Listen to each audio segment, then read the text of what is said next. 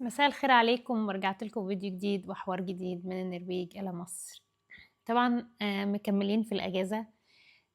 علشان أنا شفت فيه كومنتات ناس مش عاجبها إن أنا بقول رأيي. بس أنا هحكي لكم حكاية صغيرة كده. لما كنت شغالة هنا في أوتيل ومرة جالنا فيدباك، يعني جالنا فيدباك على شغلنا في الأوتيل من حد، فادونا 8 من 10. يعني الفيدباك كان اللي هو بيدوكي مثلا من 1 ل10، وانت بتقول الفيدباك بتاعك قد ايه، يعني انت مبسوط قد ايه او كنت مبسوط في الاوتيل قد ايه. فانا ساعتها زعلت قوي، يعني زعلت، يعني حسيت ان ازاي ادوني 8 من 10، انا عاملة شغل بيرفكت وعاملة شغل واو. وبس كان عندي مدير شاطر، كان شاطر جدا. فالمدير بتاعي فلما نزلت له قلت له ليه ما ادوناش 10 من 10؟ ليه 8 من 10؟ احنا عاملين شغل واو، يعني كان ايه الغلط في الشغل اللي احنا عملناه؟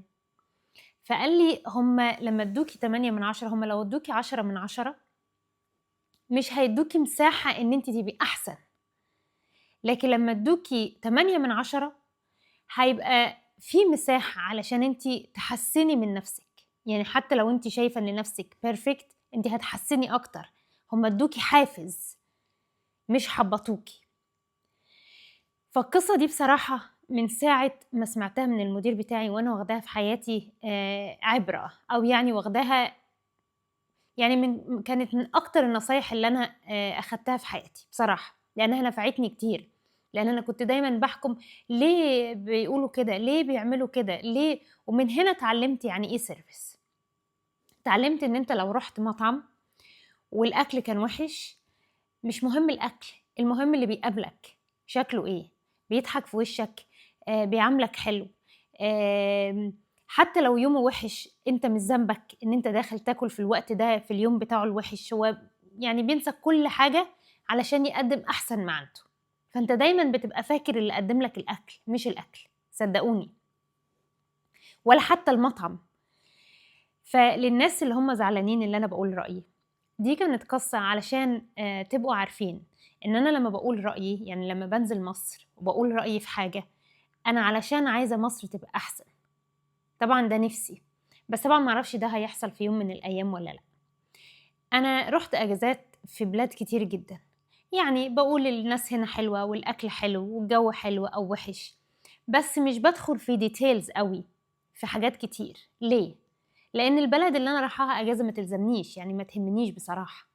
لكن مصر تهمني، مصر بلدي. اما بقابل اي حد ويقولوا لي انتي الاصل منين، فاقول لهم من مصر، فاحس ان هما واو مصر، يعني تحس ان انت فخور. فكمية الفخر دي اللي انت بتبقى فيها، انت بتبقى عايز ان هي بتبقى مربوطة بحاجات تانية كتير. الحاجات التانية دي الكتير دي، ان انت مثلا لما تقول لحد يا انت انا دايما لما حد بيسألني او بقول من مصر او مصر او اي حاجة او بتكلم عن مصر، ببقى بتكلم على ان انا نفسي ان هم يروحوا يزوروا مصر.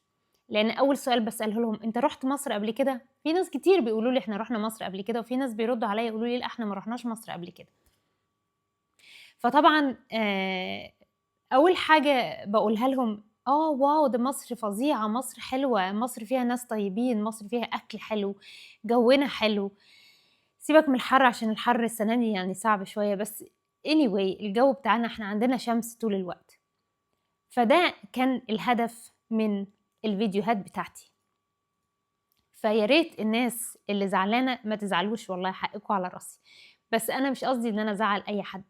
انا شفت حاجات ما عجبتنيش فاضطريت ان انا اتكلم عليها. ومن ضمن الحاجات اللي ما عجبتنيش بقى، نكمل على الاجازة دوت، كان شرح صغير للناس اللي دخلت وزعلانة. لان انا كل الناس اللي بيدخلوا عندي يهموني، بالذات الناس اللي هم محترمين يعني. والحمد لله الحمد لله، يعني القناة فيها كمية ناس محترمين وكلكم على راسي من فوق. فخلينا نكمل في الأجازة. من ضمن الأجازة إن اللي أنا شفته في مصر على الترافيك، يعني السواقة لما تطلع بره وتسوق. أنا كنت سايقة مش سايقة سوري كنت قاعدة في تاكسي، والسواق كان شاب صغير وسايب عليا. إن هو بيسوق بالسرعة الرهيبة دي، وإن ما فيش يعني إحنا أخدناه من نعمة بيه لحد السوق القديم. فوإحنا قاعدين في التاكسي الspeed limit 40، يعني عارفين 40 هو كان سايق 80 الدبل. فأنا طبعًا زي ما أنا قُلت في الفيديو بتاعي قبل كده، أنا اتكلمت على الترافيك في مصر قبل كده، إن أنا وأنا في مصر بابقى قاعدة بابقى ماسكة في الكرسي اللي قدامي من كتر إن أنا بابقى مرعوبة. يعني أكتر حاجة بترعبني في مصر الترافيك بصراحة، لإن كل الناس بتسوق بجنون وما فيش حاجة اسمها قانون المرور، يعني ما هو مش موجود عندنا في مصر. ف أنا سألته بصراحة، يعني قُلت له: "أنت ليه أنت مش شايف إن هنا 40 درجة يعني الspeed limit؟" فقال لي: قُلت له: "أُمّال أنت ليه سايق بسرعة، يعني ليه معدّي الspeed limit؟" فقال لي: "لأ، ما هو علشان لمّا يكون الطريق فاضي بنمشي بسرعة." ليه؟ يعني السؤال بتاعي ليه؟ أنتم عارفين وأنا نازلة من العربية قُلت له إيه؟ والله العظيم زي ما باقول لكم كده، قُلت له: "سوق على مهلك وخلّي بالك من نَفْسك." أنا ما أعرفوش خالص، بس هو أكيد ابن حد وأخو حد، صح والّا غلط؟ هو طبعًا مش خايف على نَفْسه، هو بس الدنيا سرقاه، شاب صغير وعايز يلحق البنديرة دي والبنديرة دي والبنديرة دي، بس مش بيفكّر في اللي قاعدين مستنيينه في البيت، مش بيفكّر إن هو لو عمل حادثة في ناس تانية هتبقى involve في الحادثة دي، صح والّا غلط؟ الناس التانية دول برضه ممكن يكونوا بابا حد أو مامة حد أو أخت حد أو ابن حد. أنا باحس إن الأرواح عندنا رخيصة جدًا، والله العظيم باتكلّم بجد. إحنا هنا لو الspeed limit 40 أنا مش مهم هو هنا في النرويج الطرق كلّها فاضية طول الوقت، يعني طول الوقت الطرق فاضية ما فيش أصلًا عربيات. يعني إحنا ساعات لمّا بنسوق من النرويج للسويد، لإن المسافة مش طويلة، ما بيقابلناش حتى عربية، ممكن نسوق 5 ساعات وما تقابلش عربية واحدة، بس إحنا ماشيين على الspeed limit، يعني ما ينفعش مثلًا الspeed limit يبقى 100 وإحنا نمشي 150 عشان الطريق فاضي، كانت هتبقى مصيبة، لإن الناس كلّها كانت هتمشي بسرعة هنا. دي من ضمن الحاجات. ف في يوم إحنا كنا بقى سايقين العربية، فابن أختي سايق العربية، فقُلت له: "لأ، أنا مش هتمشي على يعني مش هتعدّي الspeed limit، أنت لازم تمشي على الspeed limit." فالspeed limit كان 40 أوكي، زي يعني نفس الوضع. إحنا والله العظيم زي ما باقول لكم كده، إحنا الوحيدين على الطريق كلّه اللي ماشيين 40. يعني كل اللي حوالينا عمالين طايرين، طايرين، طايرين، طايرين، ما فيش يعني ما عندهمش الspeed limit ده مش option عندنا في مصر. وحد يطلع يقول لي مصر حلوة أنا ما باقولش ناسها وحشين، أنا ما باقولش مصر وحشة، أنا باقول بقى نحافظ على مصر ونحافظ على أرواح الناس في مصر. دي من ضمن الحاجات في الأجازة.